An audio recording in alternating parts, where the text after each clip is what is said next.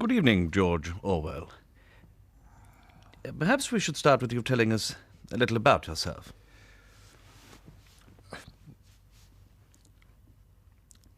I like English cookery, English beer, French red wine, Spanish white wine, Indian tea, strong tobacco, coal fire, candlelight, and comfortable chairs.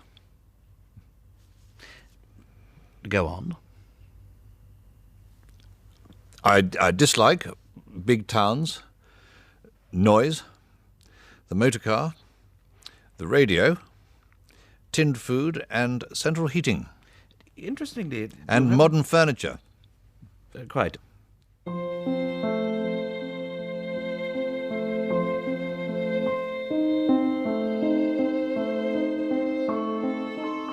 Famous for writing 1984 and inventing Big Brother, George Orwell witnessed and reported on some of the defining moments of the 20th century. But there are no moving pictures of Orwell, nor are there any recordings of his voice. He did leave a vast written legacy, containing insights on everything from diet to revolution. It's this we used to create his life in pictures. The pictures are invented, but every statement Orwell utters is his own. In an early documentary, Orwell is an imperial policeman. In a film essay, he's a kitchen hand. Roughly speaking, the more one is obliged to pay for food, the more sweat and spittle one is obliged to eat with it. In newsreel, he's glimpsed as a freedom fighter. The perfect cup of tea. My own rules, every one of which I regard as golden. And war reporter. And enormous piles of rubble, out of which iron girders thrust themselves like sticks of rhubarb.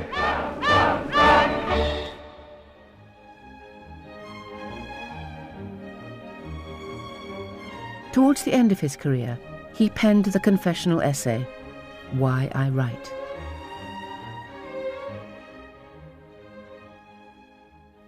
All writers are vain, selfish, and lazy. And at the bottom of their motives there lies a mystery. And so you have no control over what you write? Writing a book is a horrible, exhausting struggle, like a long bout with some painful illness. One would never undertake such a thing if one were not driven by some demon one can neither resist nor fully comprehend. 1984, with its thought police, Room 101 and Big Brother, has given us a language with which we can defy oppression. What demon drove you to dream up 1984?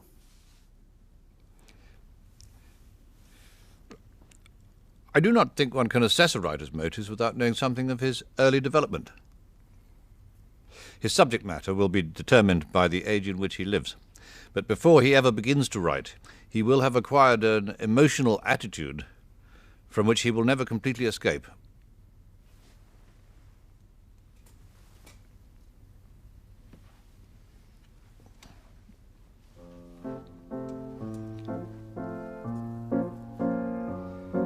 George Orwell's real name was Eric Blair.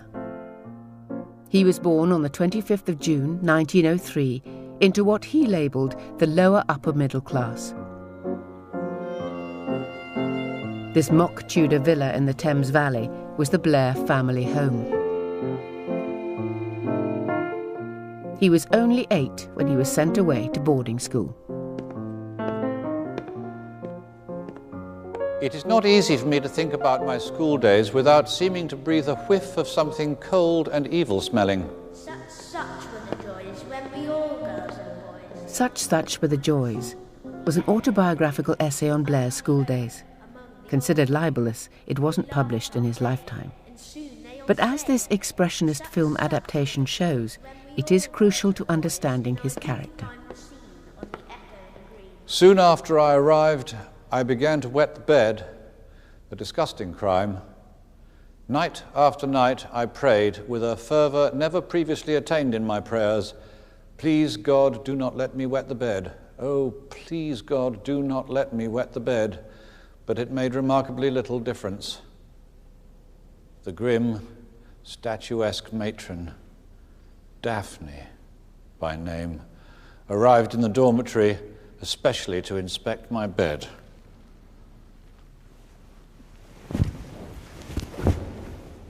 She pulled back the sheets, then drew herself up, and the dreaded words seemed to come rolling out of her like a peal of thunder. Report yourself to the headmaster after breakfast.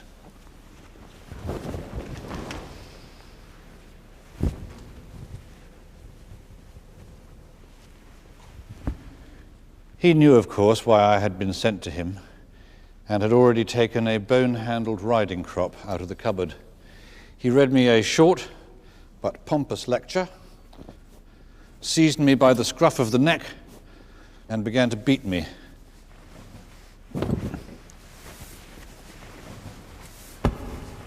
I knew that bedwetting was A, wicked, and B, outside my control. It was possible, therefore, for me to commit a sin without wanting to commit it. This was the great abiding lesson of my boyhood, that I was in a world where it was not possible for me to be good.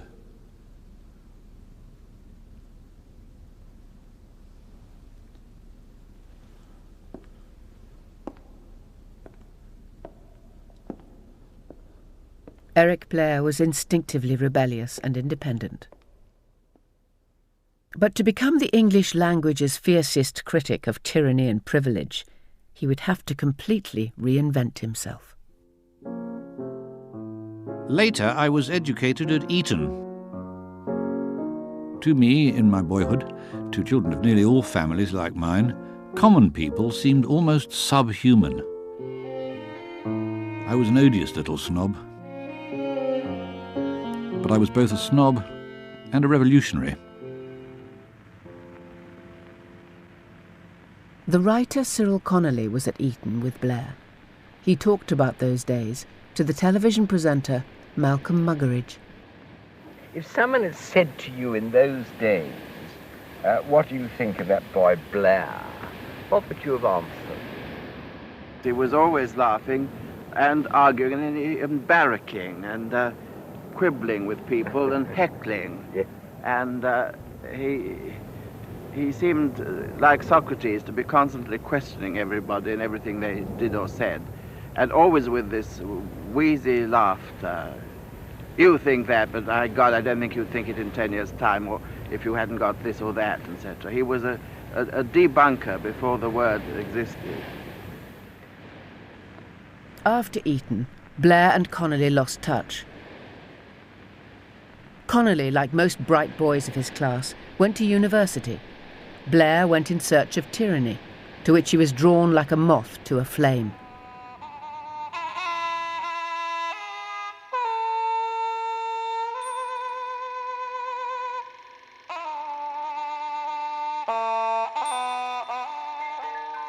This silent movie promoted Burma's contribution to Britain's Indian Empire.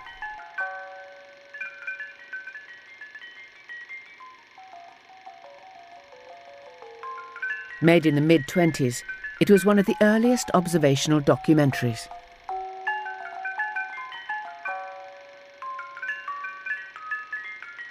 It seems that the local superintendent was unaware cameras were watching him.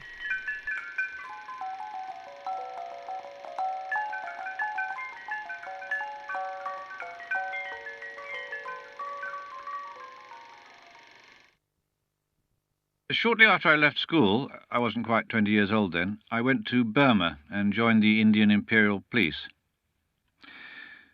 Seen from the outside, the British rule in India appears benevolent, even necessary. But the truth is that no modern man, in his heart of hearts, believes it is right to invade a foreign country and hold the population down by force. But I was in the police, which is to say I was part of the machinery of despotism. I watched a man hanged once.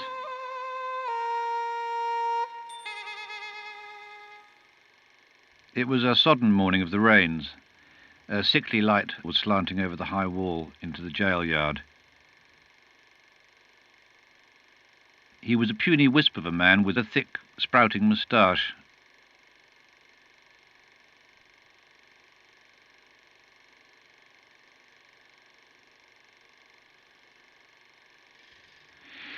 He walked clumsily with his bound arms, but quite steadily, and once, in spite of the men who gripped him by each shoulder, he stepped slightly aside to avoid a puddle on the path. It is curious, but till that moment I had never realized what it means to destroy a healthy, conscious man. When I saw the prisoner step aside to avoid the puddle, I saw the mystery, the unspeakable wrongness of cutting a life short when it is in full tide. This man was not dying. He was alive, just as we were alive. He and we were a party of men walking together, seeing, hearing, feeling, understanding the same world, and in 2 minutes, one of us would be gone.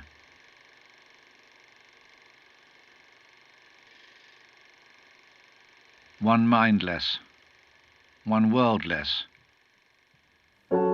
It seemed to me worse than 1,000 murders.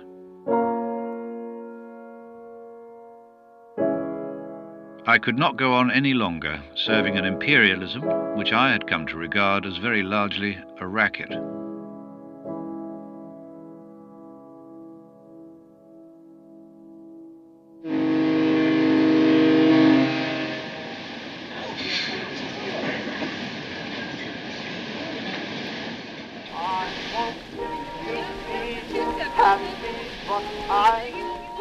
When I came home on leave in 1927, I was already determined to throw up my job. For 5 years I was part of an oppressive system, and it had left me with a bad conscience.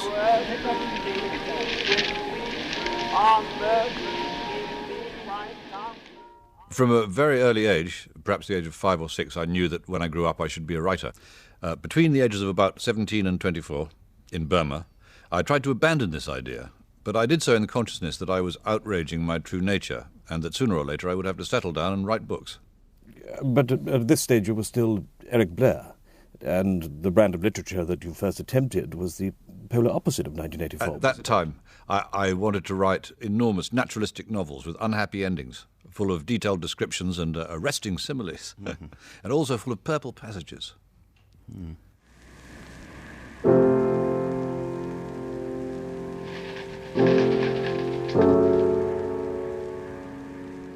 By the winter of 1928, after 6 months of writing, Blair hadn't sold so much as a sentence. Holed up in a miserably cold studio here in West London, he was struggling with both his art and a physical handicap. Since childhood, he had suffered from frequent chest infections. By his mid-20s, that had developed into a chronic illness, possibly TB.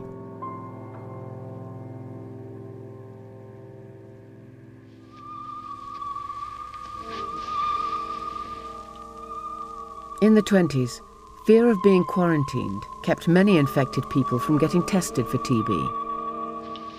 Tuberculosis killed thousands of Britons last year. From the few that did come forward, some were shanghaied into public information films that encouraged others to do likewise. Take this young man. Perhaps he's scrimped on heating coal, or he's been short of food lately. Anyway, an old cough has just got worse. Probably smoking too much, he would have joked to his mates. He was.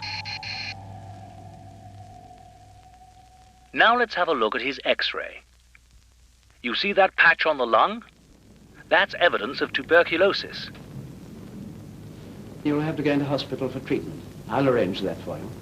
It's what you must do when you come out that's so important. First you must get some light open-air job. Then you'll have to have a special diet.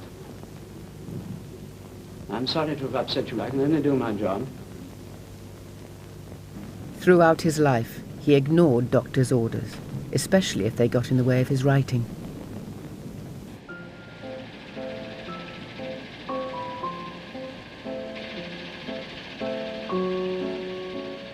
During 1928-29, I lived in Paris, writing a novel which no one would publish and which I afterwards destroyed. But at that time, failure seemed to be the only virtue. When my money ran out, I worked for a time as a dishwasher in an hotel. I lived mostly from hand to mouth and went hungry on several occasions. I was very happy. Here I was at the lowest of the low, at the bedrock of the Western world.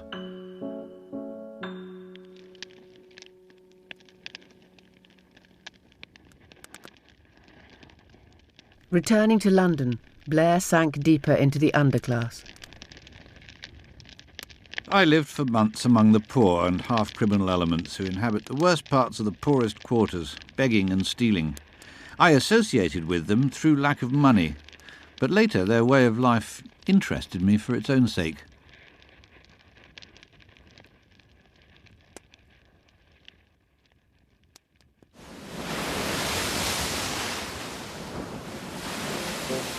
By his late 20s, he was writing and selling articles about life in the gutter. Ironically, this correspondent of the dispossessed was then living in genteel comfort with his parents in Southwold, a seaside resort in Suffolk. He gave up his job, which wasn't very well thought of in those days, you know. Once parents put one in something, one was expected to stay, but he came home. Disappointed. Disappointed more than anything. He tried to exploit his failure by writing a book about being a down and out. Working in secret, he spent 2 years on it.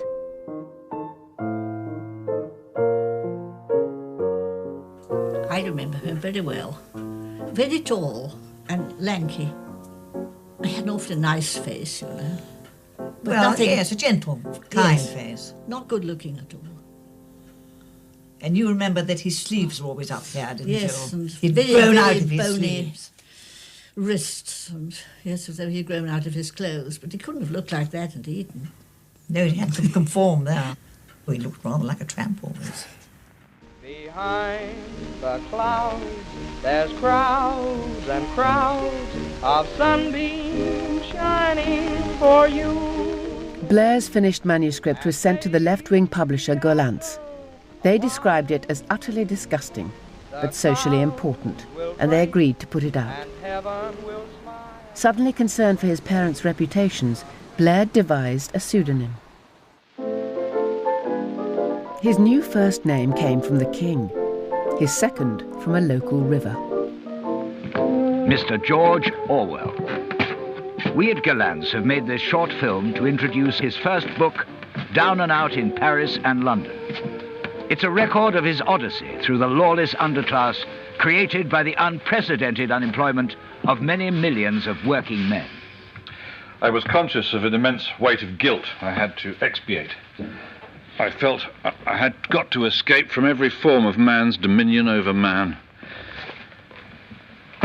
The social outcasts, tramps, beggars, criminals, prostitutes. Once I had been among them and been accepted by them, I should have touched bottom. Part of my guilt would drop away.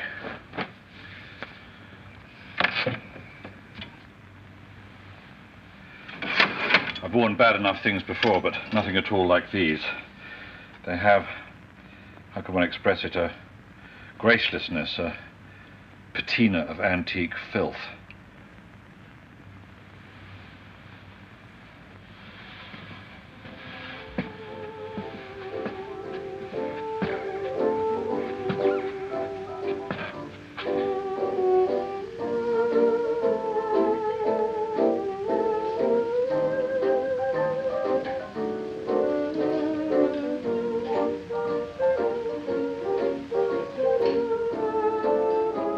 There is a feeling that is a great consolation in poverty. You have talked so often of going to the dogs, and, well, here are the dogs, and you've reached them, and you can stand it. It is a feeling of relief, almost of pleasure, at knowing yourself at last genuinely down and out. Reading Down and Out in Paris and London will change your life, because writing it has changed Mr. Orwell. I will never again think all tramps are drunken scoundrels, nor expect a beggar to be grateful when I give him a penny, nor be surprised when men out of work lack energy, nor refuse a handbill, nor enjoy a meal in a smart restaurant. That is a beginning, One critic has claimed that you cannot blow your nose without moralising on conditions in the handkerchief industry. But were you such a political firebrand when George Orwell was invented in 1933? I spent 5 years in an unsuitable profession, the Indian Imperial Police in Burma. I then underwent poverty and a sense of failure. This increased my natural hatred of authority, but these experiences were not enough to give me an accurate political orientation. His literary income remained slight, but in 1934, Orwell left his parents and rented a room in Hampstead, North London. This was then an enclave of intellectuals with fashionably left views.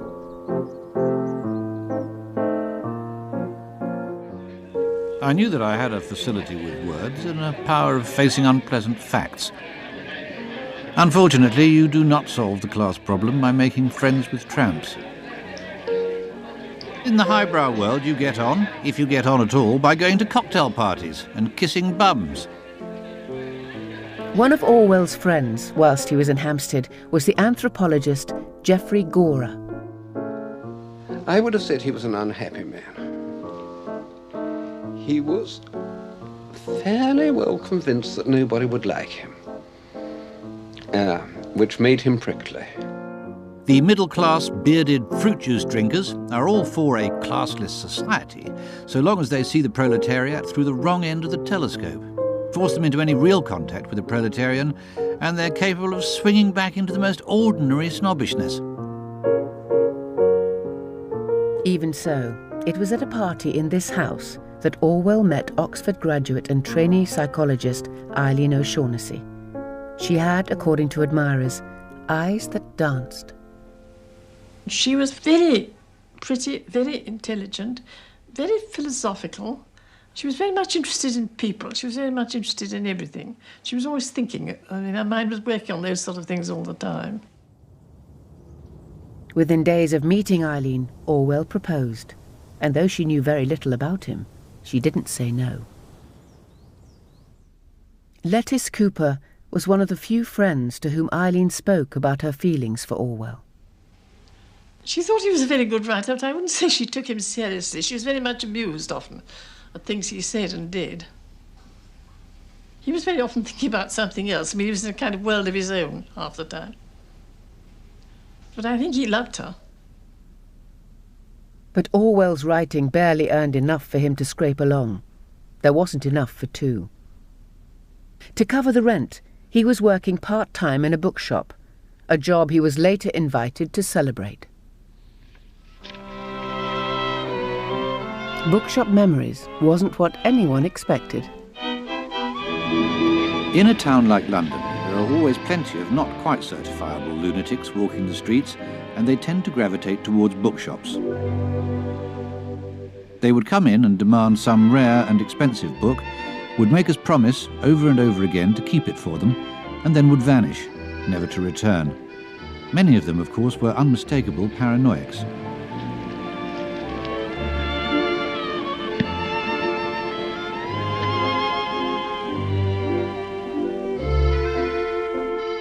There was a time when I really did love books, loved the sight and smell and feel of them. But as soon as I went to work in the bookshop, I stopped buying books.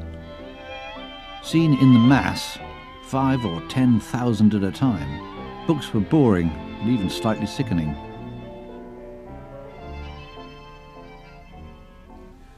Even the inanimate world was against him. He was awfully likely to knock things off tables, to trip over things. I mean, he was a gangling, physically badly coordinated young man. After just over a year there, Orwell resigned from the bookshop. To suppress my snobbishness, I have got to alter myself so completely that at the end I should hardly be recognisable as the same person. And he needed money to marry Eileen. I couldn't afford a ring, except perhaps a Woolworths one.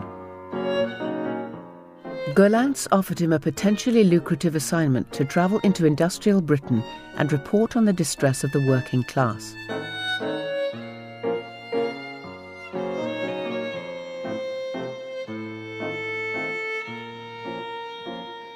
Orwell recorded his trip north in the road to Wigan Pier.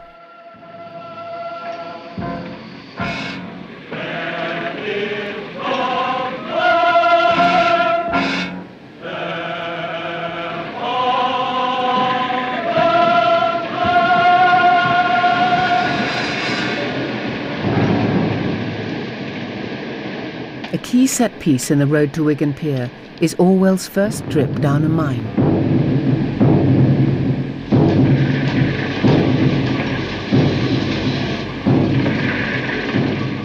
Here am I, a typical member of the middle class. It's easy for me to say I want to get rid of class distinctions, but nearly everything I think and do is the result of class distinctions. It's no use my clapping a proletarian on the back and telling him he's as good a man as I am. If I want real contact, I have to make an effort, for which very likely I'm unprepared.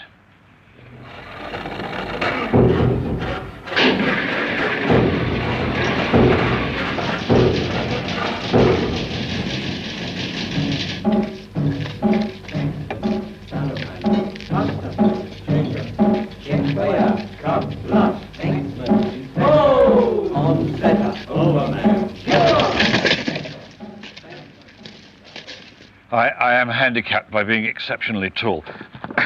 You've got to not only bend double, but also keep your head up all the while so as to see the beams and girders and dodge them as they come.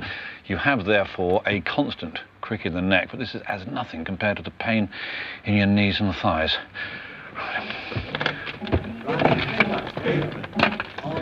After half a mile, it becomes, I'm not exaggerating, unbearable agony.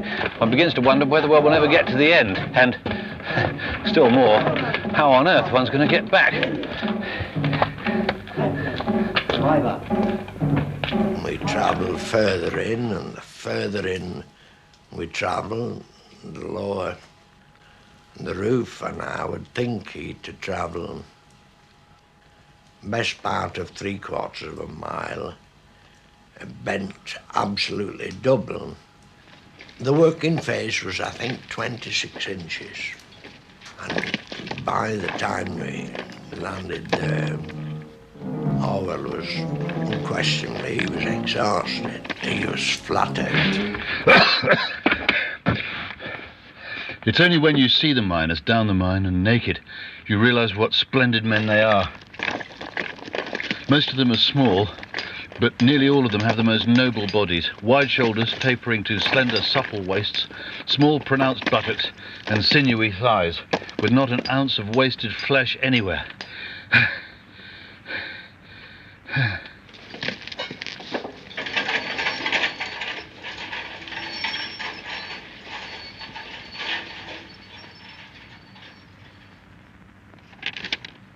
All of us really owe the comparative decency of our lives to poor drudges underground, blackened to the eyes, with their throats full of coal dust, driving their shovels forward with arms and belly muscles of steel.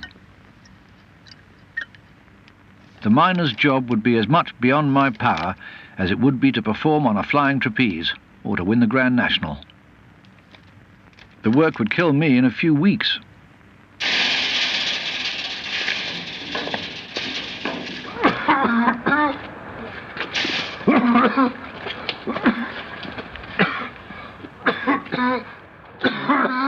The day after going down the mine, Orwell staggered west to Liverpool to visit a friend, Mary Diner. He was a strange figure.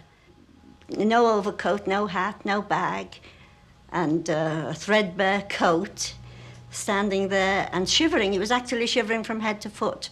Well, he collapsed. Well, not quite collapsed, but as near as made no matter.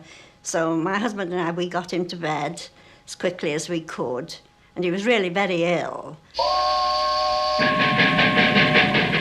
But within days, Orwell was back on his feet. His mission now carried him into the industrial slums of South Yorkshire. Sheffield, I suppose, could justly claim to be the ugliest city in the old world. Its inhabitants, who want it to be preeminent in everything, very likely do make that claim for it.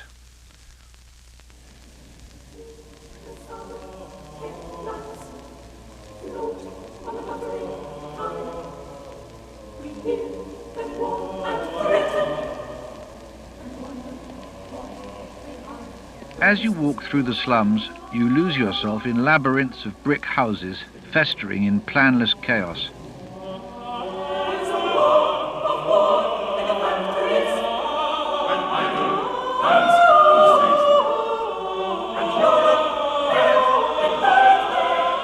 The interiors of the houses are all the same. All have an almost exactly similar living room, 10 or 15 feet square. The average unemployed family lives on an income of about 30 shillings a week, of which at least a quarter goes in rent. It is worth considering in some detail how the remaining money is spent. The basis of their diet is white bread and margarine, corned beef, sugared tea and potatoes, an appalling diet. The results of this are visible in a physical degeneracy. In Sheffield, you have the feeling of walking among a population of troglodytes. The question of the unemployed and all the distressed areas was terribly well portrayed, and you felt that really he'd done all in his power to get himself into this situation in order to be able to... You really felt that he'd become one of them as far as is possible for anybody with such a different background to get into. So this is what industrialism has done for us. Columbus sailed the Atlantic. The first steam engines tottered into motion. The British squares stood firm under the French guns at Waterloo. The one-eyed scoundrels of the 19th century praised God and filled their pockets. And this is where it has all led. To labyrinthine slums and dark back kitchens, with sickly aging people creeping round and round them like black beetles. It is a kind of duty to see and smell such places now and again, especially smell them, lest you should forget that they exist.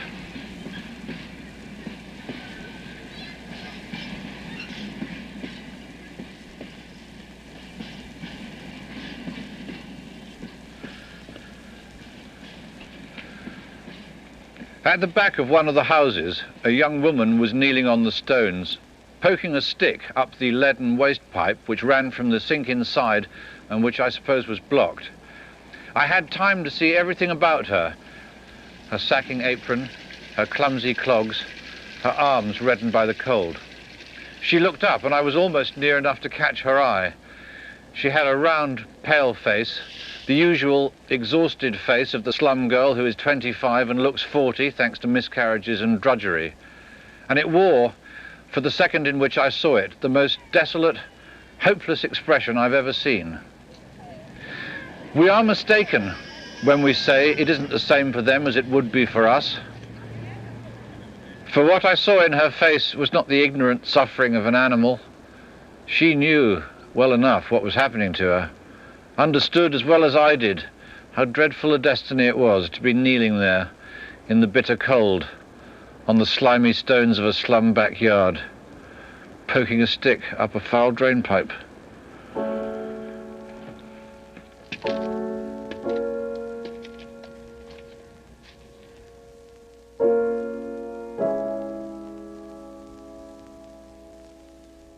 In The Road to Wigan Pier, you venerate the working class. For an old Etonian like yourself, that is a political act. Using the word political in the widest possible sense, desire to push the world in a certain direction, to alter other people's idea of the kind of society they should strive after. So you were, by your early 30s, a political writer? No book is completely free of political bias. There was such an extraordinary change, both in his writing and in a way also in his attitude after he'd been to the north.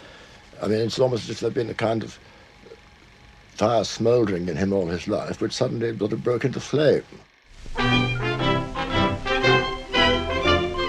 The Road to Wigan Pier was an immediate success. At the end of 1935, I was able to live on what I earned by writing and moved into the country, in Wallington, in Hertfordshire. Gypsy came round to the door with a little aspidester in a pot. He even felt able to provide for Eileen. Eric Arthur Blair, Bachelor of this parish, Eileen Maud O'Shenry, spinster, parish of Greenwich. She walked up the road and he walked up the bridleway or the footpath and leapt over the wall and joined her in the porch. When Orwell and Eileen married, she was 31. He was almost 33. He was a lonely man until he met Eileen, a very lonely man. I think the only year that I ever knew him really happy was that first year with Eileen. To reduce their outgoings, the couple kept a vegetable patch, a chicken run, and even a goat called Muriel. When Ma was newly wed, a gypsy came round to the door with a little aspidester in a pot. Said he, give me a pair of trousers, missus, and it's yours. So Ma gave him father's trousers on the spot. It's years ago since mother gave away pa's only pair, and father's never worked since, but dear mother doesn't care. With a lovely Muriel, aspidester in milking the hints. old art pot, old art pot. Get her up against the wall. If she gives trouble, you can steady her with your shoulder. And, having greased your fingers, massage the udder a little and then grip the nearest teat pretty firmly at the root. If you are gripping at the right place, you will feel it fill with milk and thicken in your hand. Then, still gripping pretty hard, if you are hurting her, she will soon let you know, draw the hand down the teat, being careful not to relax the pressure till you reach the end. When no more milk comes out of this teat, go on to the other. The whole operation should take about 5 minutes.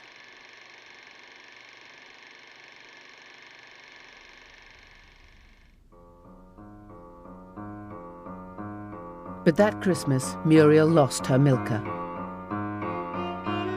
Once again, he had gone off in search of tyranny.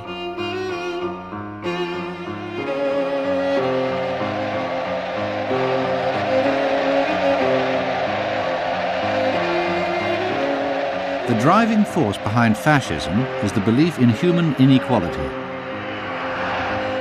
Hitler had walked into power and proceeded to massacre political opponents of all shades. Mussolini had bombed Abyssinia, while 53 nations made pious noises off. But when Franco tried to impose fascism, the Spanish people, against all expectation, had risen against him. It seemed possible that it was the turning of the tide. By the winter of 1936, Spain's struggle against fascism had escalated into civil war.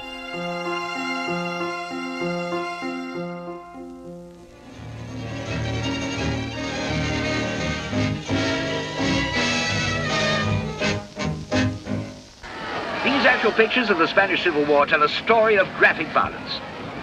As the fascist horde encircles it, the beautiful and ancient city of Barcelona fills with freedom fighters from around the world. Our roving reporter spoke to one heroic Briton. I have come to Spain to fight fascism. After all, there are not such a terrific lot of fascists in the world, so if we each shoot one of them... Under the glorious banner of the flag. When Orwell arrived in Barcelona just before New Year 37, the civil war there had taken an unexpected turn. In Zaragoza. The trade unions, who had formed militias to defeat the fascists, had by now gone a step further. A revolution had taken place. Young and old, farmers, workers, teachers. It was the first time I'd ever been in a town where the working class were in the saddle. Nurses.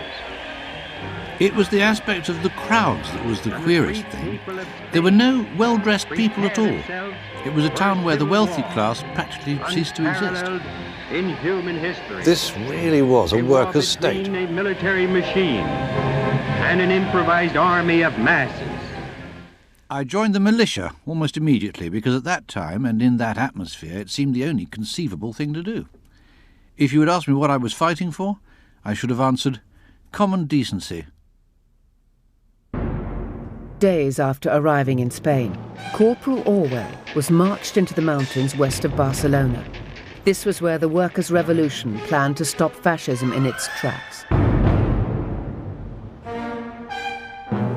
For the enlightenment of future generations, documentary cameras would record the historic battles.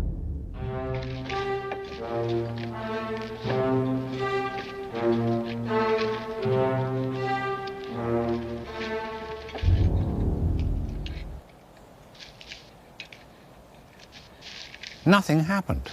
Nothing ever happened. In nearly 3 weeks, I'd fired just 3 shots at the enemy. They say it takes 1,000 bullets to kill a man. But at this rate, it would take 20 years before I killed my first fascist.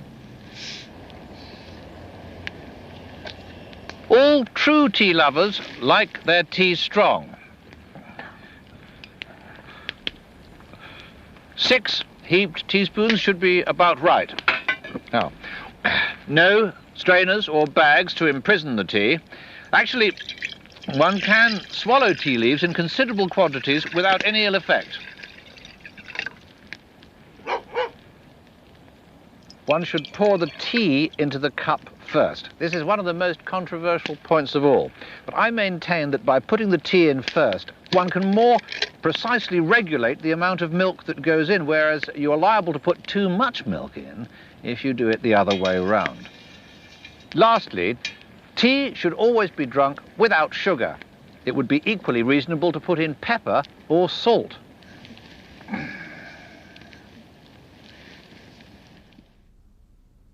After 4 months at the front, Orwell was granted leave to visit Barcelona. Eileen had also made it to Spain and was waiting for him there. Getting back to Barcelona, I discovered that a deep change had come over the town. The revolutionary atmosphere had vanished. Once again, it was an ordinary city with no outward signs of working-class predominance.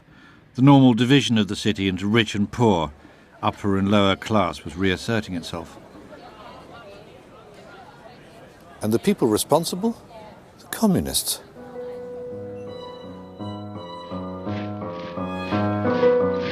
Although officially the militia's allies, Spain's Communist Party was deeply alarmed by the rise of democratic freedom in Barcelona's workers' state. In May 1937, as Orwell met up with Eileen, the city was bracing itself for a communist-led counter-revolution. I heard some rifle shots behind me. I turned around and saw some youths with rifles in their hands and red and black handkerchiefs round their throats. I thought instantly, it started. The next 3 days and nights I spent continuously on the roof of a cinema.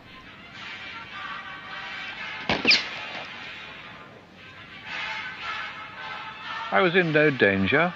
I suffered nothing worse than hunger and boredom.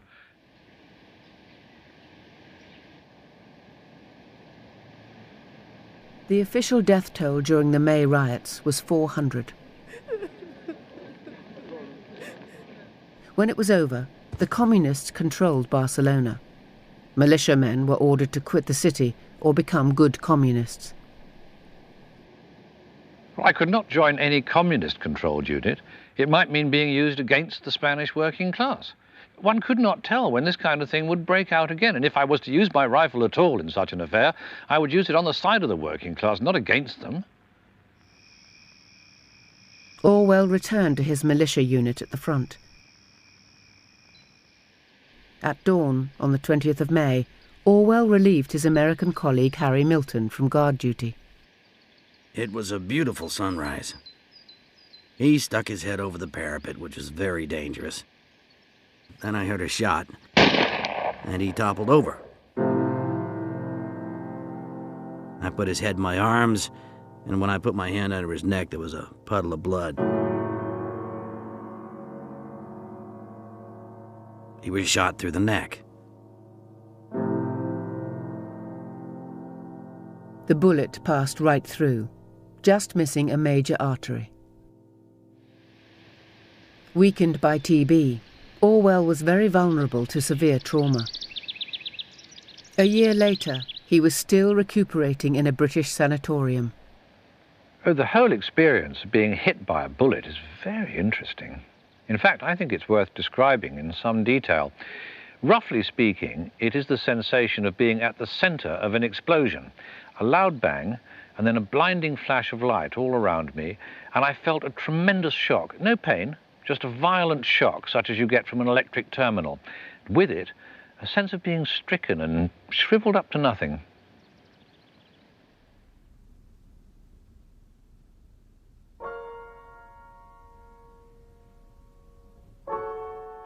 There must have been about 2 minutes during which I assumed I was killed, which was interesting. My first thought, conventionally enough, was for my wife. My second thought was a violent resentment at having to leave this world, which, when all is said and done, suits me so well. The stupid mischance of it infuriated me, the meaninglessness of it.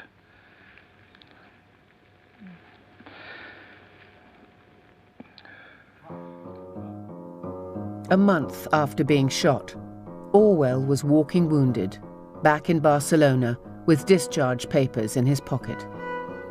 But the city had become dangerous for militiamen. The communists, following the orders of their Soviet backers, demanded absolute allegiance. It was subversive even to think ill of the party. Orwell was getting his first taste of totalitarianism. It was all the more shocking because it came from former allies on the left. For some time, a reign of terror was in progress. Police spies were everywhere. The jails were still crammed with prisoners left over from the May fighting, and others were disappearing into jail by ones and twos. So far as one could discover, no one was ever tried or even charged. You were simply flung into jail and kept there, usually incommunicado. Practically everyone we knew was in jail by this time. Eileen was wonderful. In fact, actually seemed to enjoy it. It was a queer business. We started off by being heroic defenders of democracy and ended up slipping over the border with the police panting at our heels. We were very lucky to get out of Spain alive.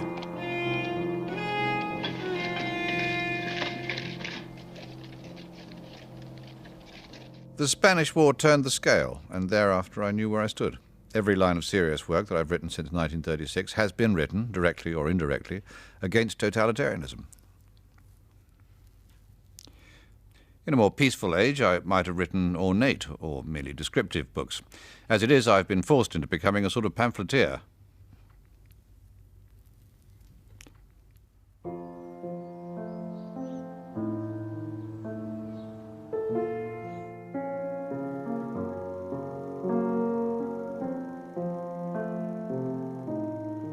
His campaign was against every form of totalitarianism. But Orwell was not fully fit again until 1939. By then, Franco had won the Spanish Civil War, and Nazi Germany was threatening much of Europe. It was a time for art to be anti-fascist.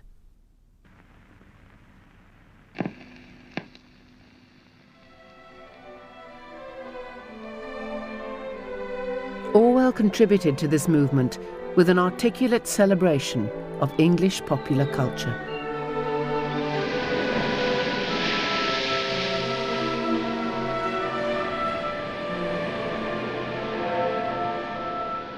I believe in England. It is a living contradiction of all the infallible dogmas of fascism.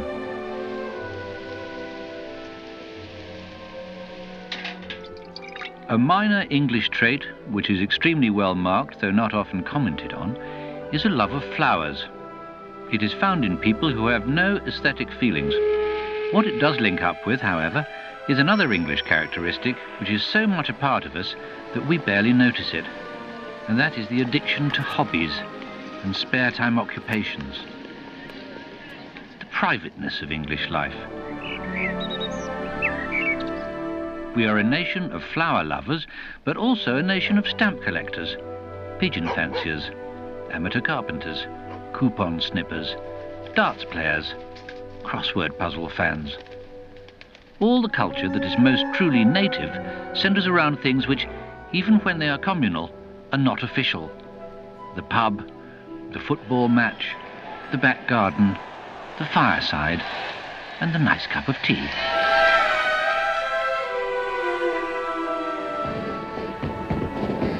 The liberty of the individual is still believed in. The totalitarian idea that there is no such thing as law, there is only power, has never taken root. In England, such concepts as justice, liberty, and objective truth are still believed in. They may be illusions, but they are very powerful illusions.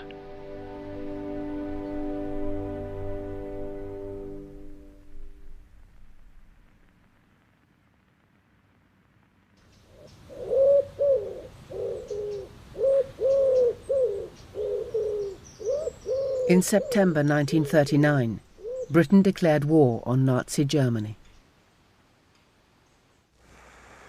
To improve understanding of the conflict, Orwell volunteered for a public debate. To speak against the war, we have here tonight the writer and critic Derek Savage, as well as the poet and sexologist Alex Comfort. Making the case against them is George Orwell. Pacifism is objectively pro-fascist. This is elementary common sense. If you hamper the war effort of one side, you automatically help that of the other. In practice, he who is not with me is against me. Fascism is not a force confined to any one nation. We're just as likely to find it here as anywhere else. The characteristic markings of fascism are curtailment of individual liberties, the abolition of private life and private values. These are all tendencies of present-day Britain. The pacifist is opposed to all of these and might therefore be called the only genuine anti-fascist.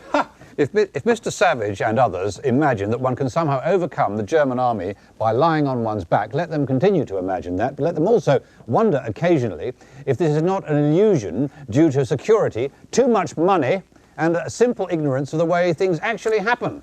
There are innumerable reasons why war should be opposed. The chief reason is the diabolical nature of modern warfare. The idea... Diabolical repercussions. The idea that one can somehow remain aloof from and superior to the struggle while living on food that British sailors have had to risk their lives to bring us is a bourgeois illusion based on security and money. Mr. Orwell is intellectual hunting again. He's made the discovery that almost every writer under the age of 30 in this country already has their feet on the slippery slope towards fascism. Whilst we all know Mr. Orwell to be a preacher of the doctrine of physical courage as an asset to the left-wing intellectual. Despotic governments can stand moral force till the cows come home. What they fear is physical force.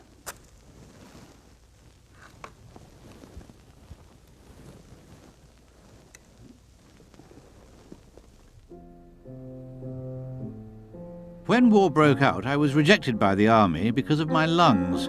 My health is wretched, but it's never prevented me from doing anything that I wanted to, except fight in the war.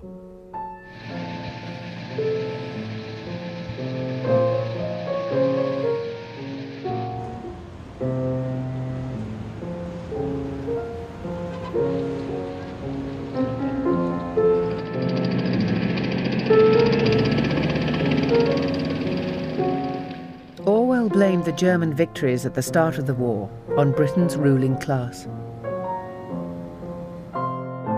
He believed no aristocrat would defeat Hitler, because even in Britain they were too remote to unite and energize ordinary people.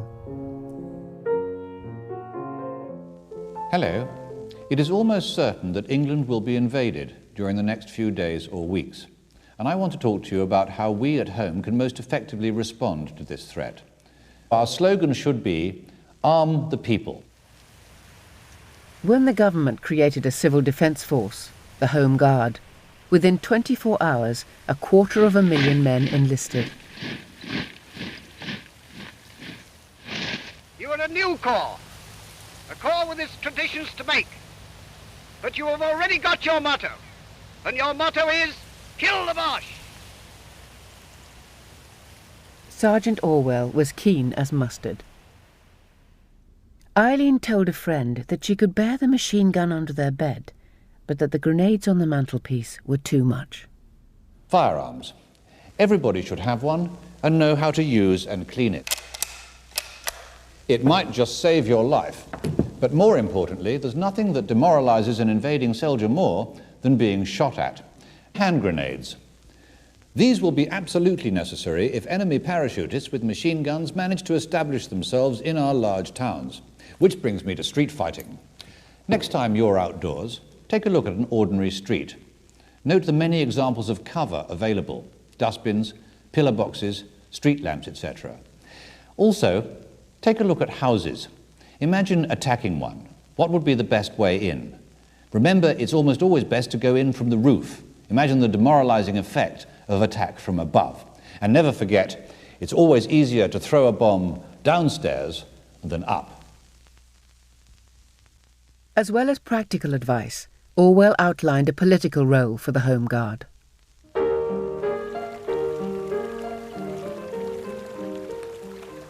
A village hall on a quiet summer evening. But there seems to be something doing. He proposed that the Dad's army act as the militia had done in the Spanish Civil War. It is only by revolution that the native genius of the English people can be set free. We have got to fight against privilege, against the notion that a half-witted public schoolboy is better for command than an intelligent mechanic. We have got to break the grip of the moneyed class as a whole.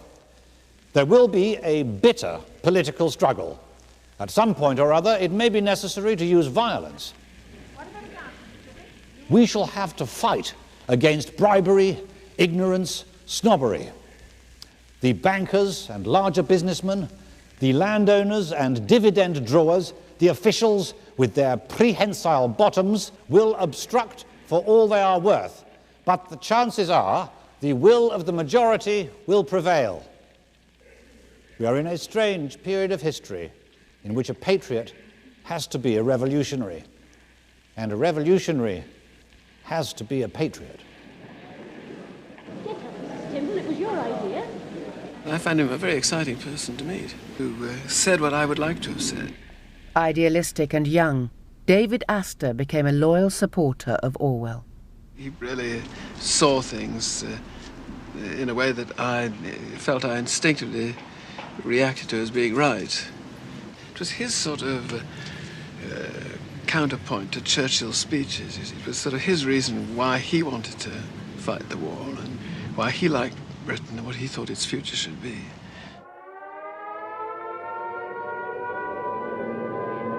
Displaying his instinct for being at the heart of great events, Orwell and Eileen moved into London, just in time for the Blitz.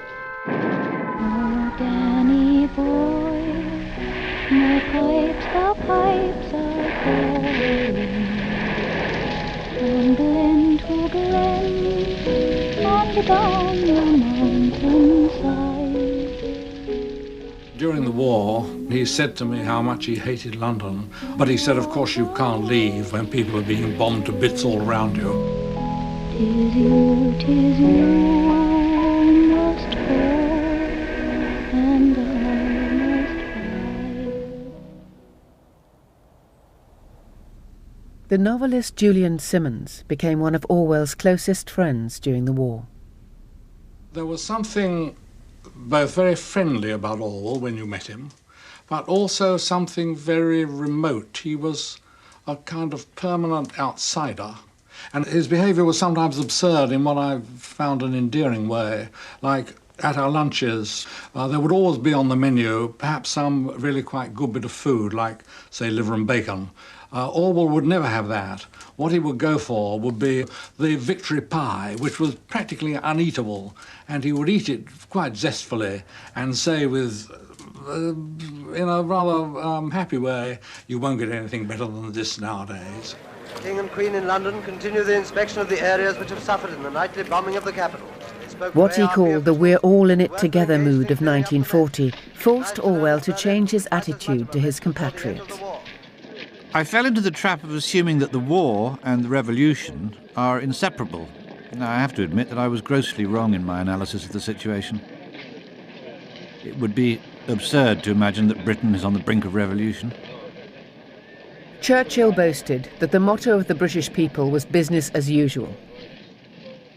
Orwell was both frustrated and charmed by this lack of reaction. He was concerned about the future.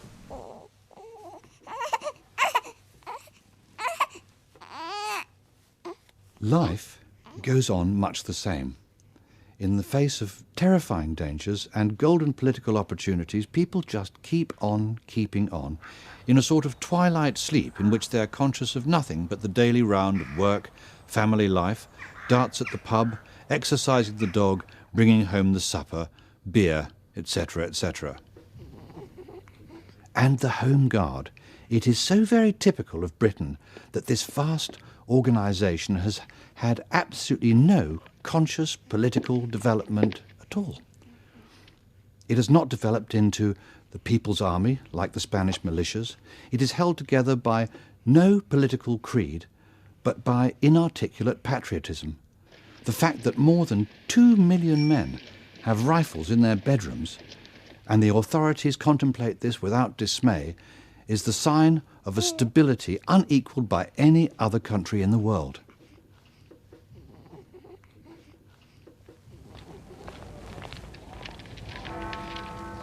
In 1941, Orwell, having abandoned hope of revolution, even put aside his quest for truth. He joined the Ministry of Information's propaganda unit, the BBC. He would produce and present a radio show for listeners in India.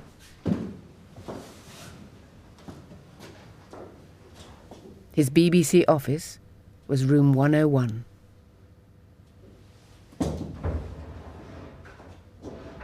He certainly thought that propaganda machines are propaganda machines, and he didn't like being part of one. On the other hand, he accepted that a war required all this apparatus. London calling at the beginning of tonight's broadcast in the BBC's Eastern Service. In the Far East, the governor of Hong Kong states that heavy fighting is in progress In Britain, on the island. the fat ration has been cut down to 8 ounces a week. The ordinary people who have to put up with these restrictions do not grumble. Is stabilised on any of the fronts. And in the Far East, the Japanese are still getting further advantages from their first treacherous surprise attack. By far the most important event during this week is the Anglo-Russian Treaty. I consider I kept our propaganda slightly less disgusting than it might otherwise have been, deodorized it to some small extent. But I felt I was just an orange that was being trodden on by a very dirty boot. He thought that you could use propaganda machines to invent anything and to make people make speeches they hadn't ever made and so on. I remember he used to, I think he once tried to do, or toyed with the idea of taking little extracts from Winston's recorded speeches and have him declare peace. You see, in the middle of war, he thought you could have done that. For 2 years, he was a reluctant mouthpiece for the government. But in 1943, Orwell resigned from the BBC. I had become conscious that I was wasting my own time and the public money on doing work that produced no result.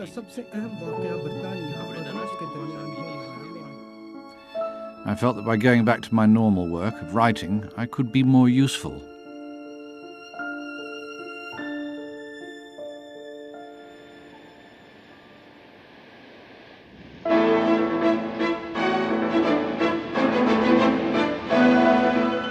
In London, England, with war raging all around them, people need entertainment. But they don't want this. Although it may look like good old-fashioned fun, it's upset a lot of decent folk. The kids playing pigs are leading a revolution against the farmer. It's all based on a new book, Animal Farm.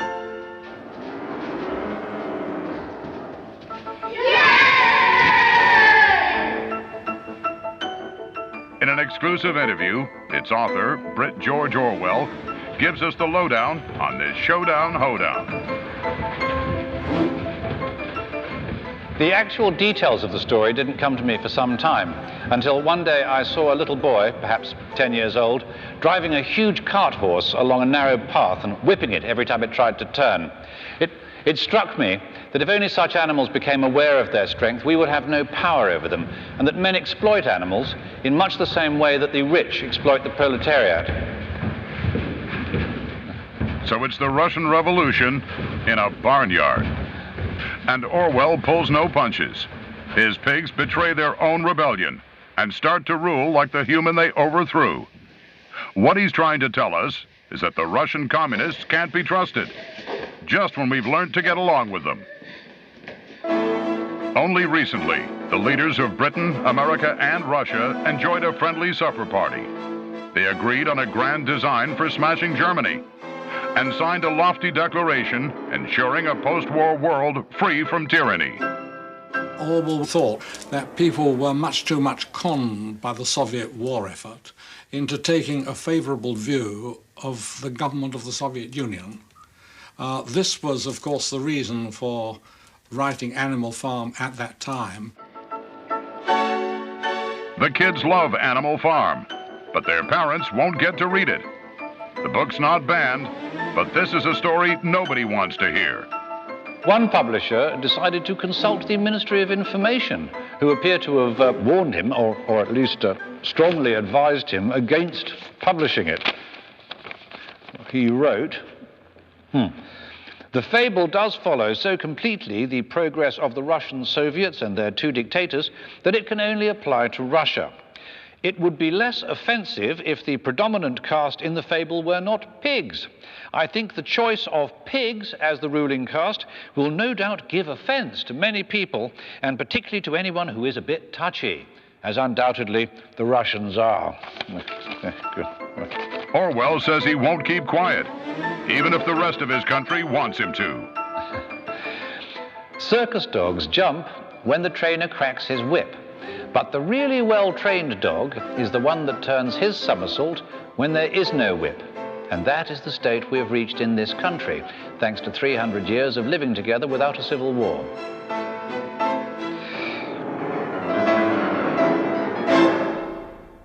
Animal Farm was the first book in which I tried, with full consciousness of what I was doing, to fuse political purpose and artistic purpose into one whole. Some say politics has no place in art. The opinion that art should have nothing to do with politics is itself a political attitude. What I most wanted was to turn political writing into an art.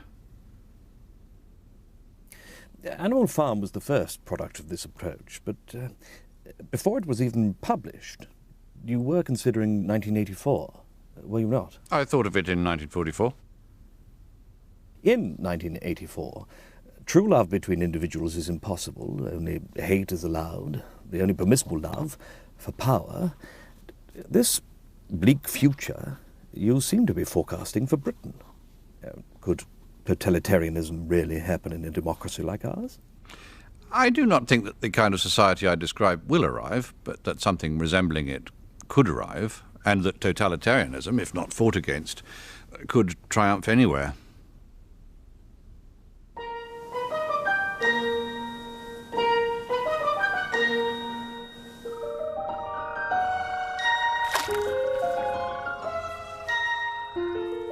Before the swallow, before the daffodil, and not much later than the snowdrop, the common toad salutes the coming of spring after his own fashion, which is to emerge from the hole in the ground where he's lain buried since the previous autumn and crawl towards the nearest suitable patch of water. At this point, after his long fast, the toad has a very spiritual look, like a strict Anglo-Catholic towards the end of Lent. His movements are languid but purposeful. His body is shrunken, and by contrast, his eyes look abnormally large. A toad has about the most beautiful eye of any living creature. It is like gold. Is it wicked to take pleasure in the spring and other seasonal changes? If it is only a brighter blue between the chimney pots, or the vivid green of an elder sprouting on a blitzed site. People, so the thinking runs, ought to be discontented, and it is our job to try and multiply our wants, rather than to increase the enjoyment of the things we already have. And yet, if we kill all pleasure in the actual process of life, what sort of a future are we preparing for ourselves? If a man cannot enjoy the return of spring, why should he be happy in a labour-saving utopia?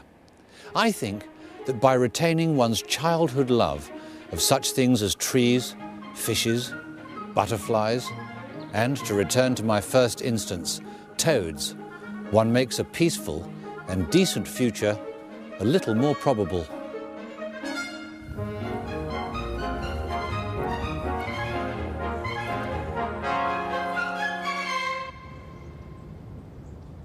Beep, oh beep, for the red bee hums, the silent twilight's fall. In June 1944, we adopted a little boy, aged 3 weeks. His names are Richard Horatio.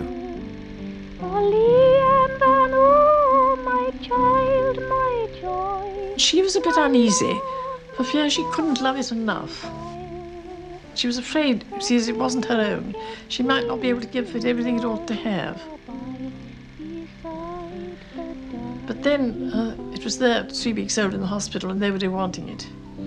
And she went and took it home. And they were both delighted with him. However, within months of establishing his happy family, Daddy was off again.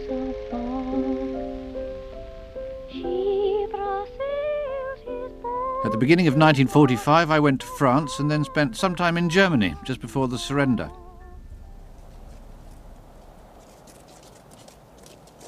There are still 100,000 Germans living among the ruins of Cologne. The whole central part of the city is simply a chaos of jagged walls, overturned trams, shattered statues and enormous piles of rubble. It is queer to think that these are the people who once ruled Europe from the Channel to the Caspian Sea and might have conquered our own island if they'd known how weak we were.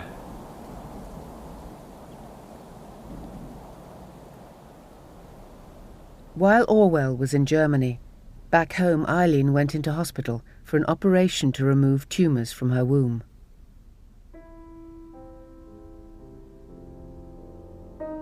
She wrote to Orwell from her hospital bed. Dearest, I'm just going to have the operation, already injected with morphia. This is a nice room. Can see the garden. Not much in it except daffodils, but a nice little lawn. My bed isn't next the window, but it faces the right way. I also see the fire clock. There the letter ended. Eileen died as a result of the anaesthetic.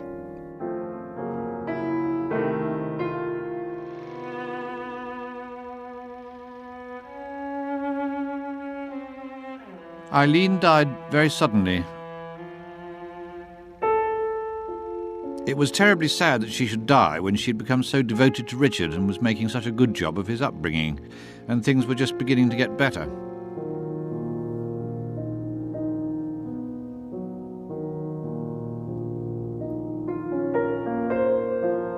I felt so upset at home that I thought I would rather be on the move for a bit and do some more reporting.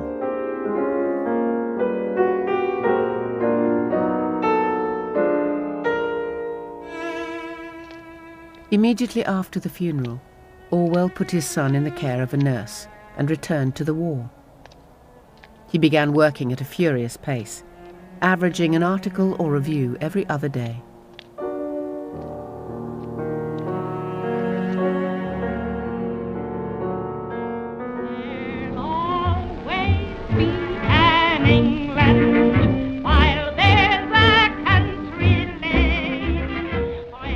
The war in Europe ended only 6 weeks after Eileen died.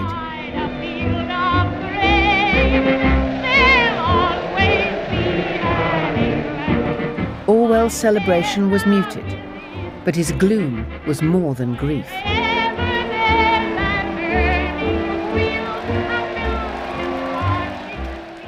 To defeat fascism, People had learnt to live with less freedom. He thought this left them vulnerable to other types of tyranny. To be corrupted by totalitarianism, one does not have to live in a totalitarian country. The mere prevalence of certain ideas can spread a poison.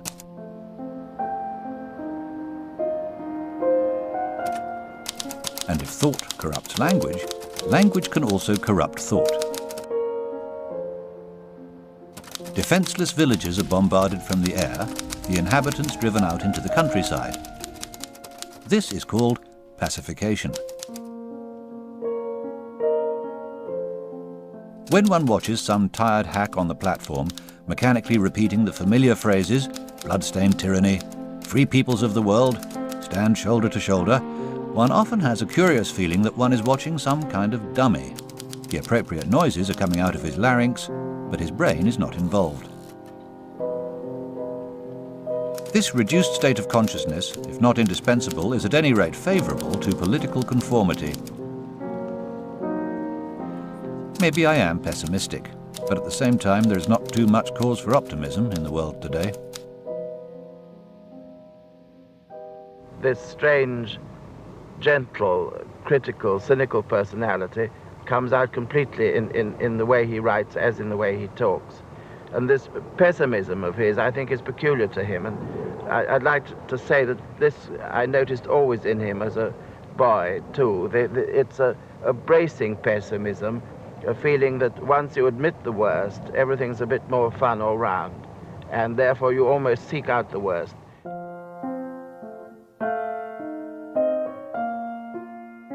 In 1945, Animal Farm was finally published. On the brink of the Cold War, Orwell's anti-Soviet parable became a critical triumph and a bestseller. His success was a pleasant surprise, but it had come too late. His TB lesion had begun to bleed.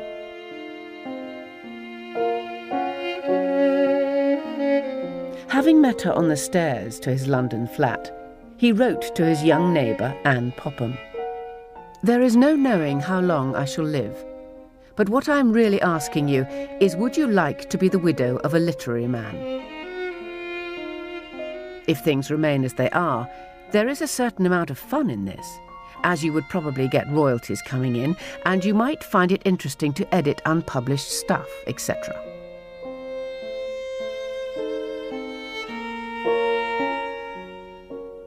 Of course, it's absurd a person like me wanting to make advances to someone of your age. It's just that I feel desperately alone sometimes."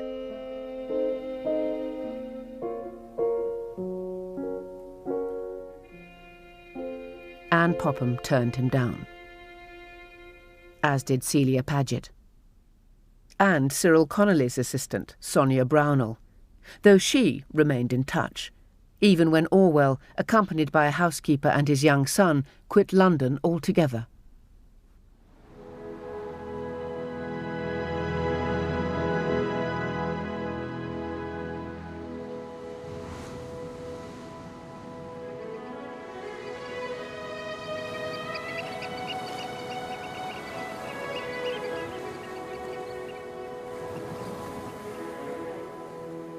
After travelling from London to Glasgow, we took a train, a boat, a bus, and then another boat to arrive here on the Hebridean island of Jura, before travelling the final 7 miles in a car to this remote farmhouse.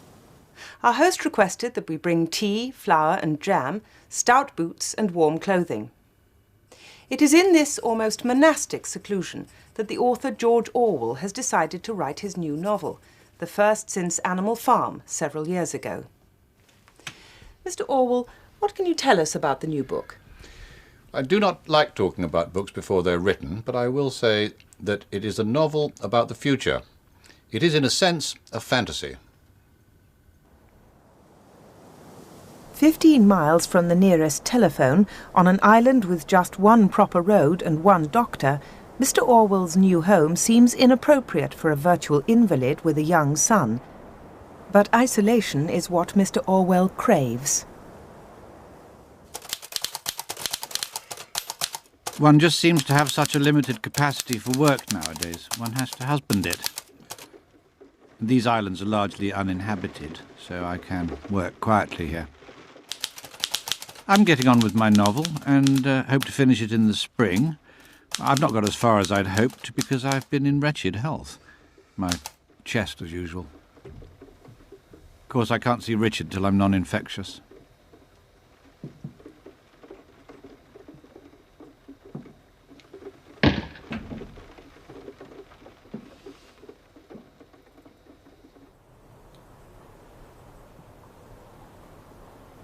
The novel Orwell went to the Isle of Jura to write was 1984. For this final attack on totalitarianism, he drew on his entire life.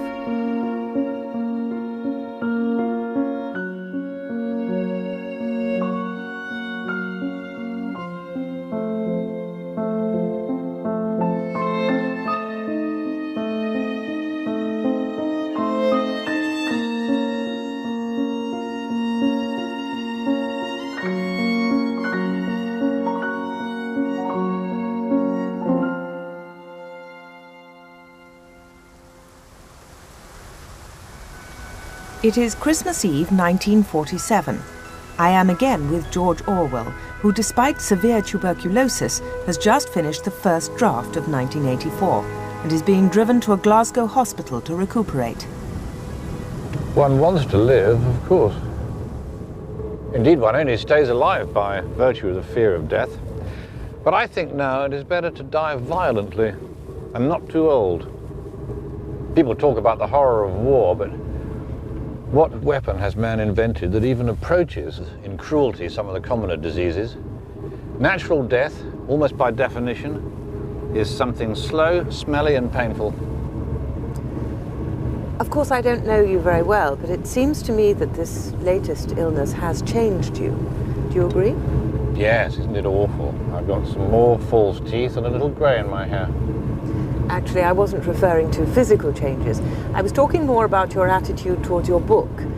Have you noticed... long illness, when one is weak and without appetite, but without being actually feverish or in pain, one gets the impression one's brain is quite normal, one's thoughts just as active as ever.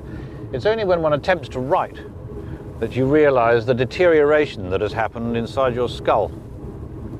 Your thoughts, when you have them, are just like your thoughts at any other time. But as soon as they're reduced to some kind of order, they turn into badly expressed platitudes. In which case, why carry on? Such a good idea. Couldn't possibly abandon it.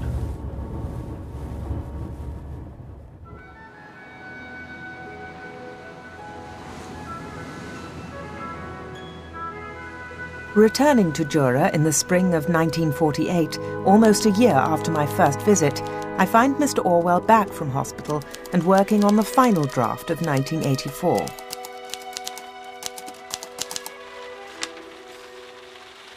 I am just on the grisly job of typing out my novel. It is a very awkward thing to do in bed, where I still have to spend half the time. As ever, when working hard, George Orwell is smoking very heavily. I begin to feel that his book is killing him.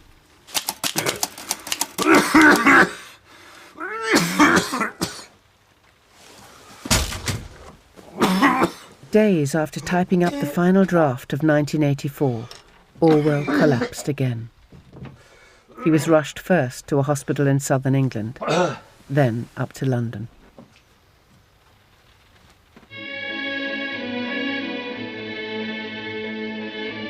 We are at University College Hospital in London, at the bedside of Mr. Orwell, whose satirical novel 1984 has been such a publishing sensation. Here is the blue-eyed 30-year-old Miss Sonia Brownell. She has known Mr. Orwell for 5 years, and has today, thanks to a bedside wedding, become his wife.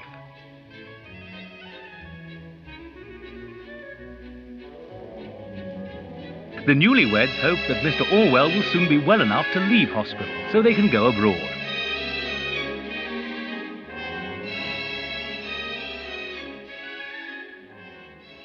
There would be no honeymoon.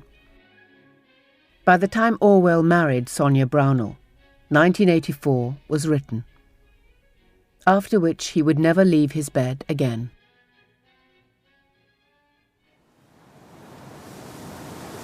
But he left one final warning.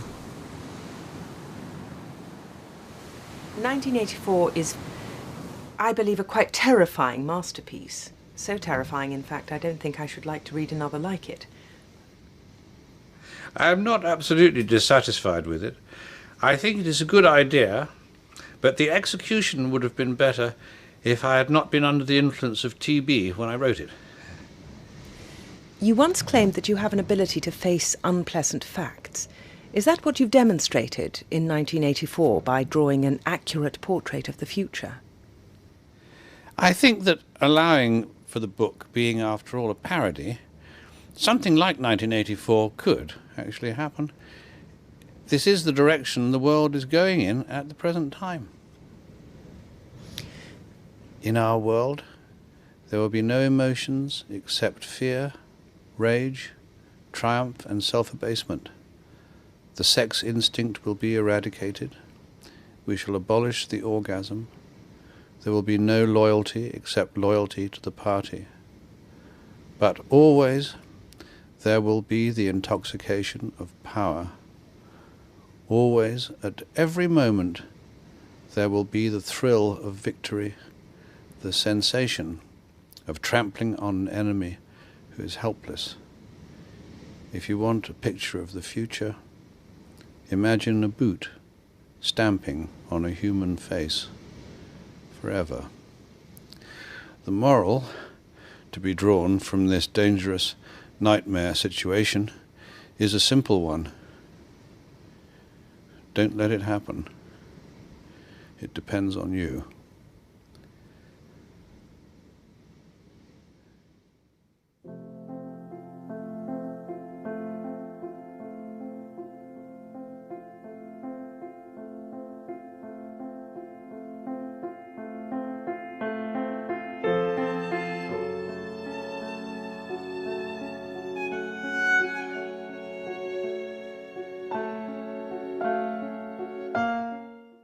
Coming up, Chris Langham in another writer role as BBC4 explores the science behind the fiction of John Wyndham, author of Day of the Triffids and the Midwich Cuckoos. That's next.